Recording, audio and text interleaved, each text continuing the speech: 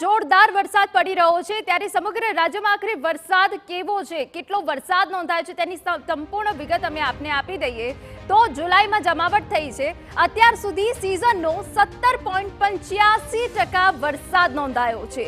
જી હા, અને એ સિવાય 17.85% તો વરસાદ નોંધાયો છે, પણ જૂનાગઢના વંથલીમાં સૌથી વધુ 14.5 ઇંચ વરસાદ નોંધાયો છે, જ્યાં જળબંબાકારની સ્થિતિ સર્જાઈ ગઈ છે। એ સિવાય વિસાવદરમાં 13 ઇંચ વરસાદ નોંધાયો છે કે જ્યાં પણ અનેક જે ગામો છે જે જળ તરબોળ થઈ ગયા છે। ઓજત 2 બાદલપરા ડેમના 3 દરવાજા 2 ફૂટ સુધી ખોલવામાં આવ્યા છે। ડેમ છલોછલ થઈ ગયો છે। આ તરફ સરદાર સરોવર ડેમ 51% ભરાયો છે। એ સિવાય જો અન્ય ડેમની વાત કરવામાં આવે તો વાંસલ ડેમ જે 100% ભરાઈ ગયો છે અને ત્યાં આસપાસ જે નીચાણવાળા વિસ્તાર છે ત્યાં સાવચેતીના ભાગરૂપે લોકોને એલર્ટ કરાયા છે। ધોળી ધજા ડેમની વાત કરી લઈએ તો 88%થી વધુ ડેમ ભરાયો છે।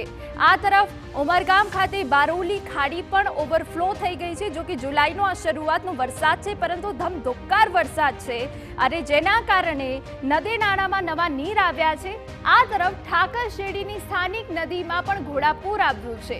જ્યાં જગ્યાએ સૌથી વધુ વરસાદ પડ્યો છે ત્યાં સ્થાનિક નદીમાં પણ નવા નીર આવ્યા છે।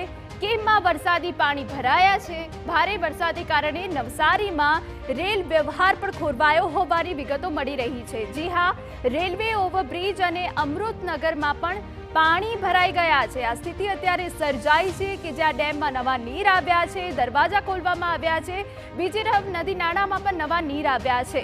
અને હવે અન્ય સમાચાર ઉપર જો નજર કરીએ, વાત જૂનાગઢની કરી લઈએ કે જ્યાં રેડ એલર્ટ છે તો વંથલીમાં 14.5 ઇંચ વરસાદથી જળબંબાકાર થઈ ગયો।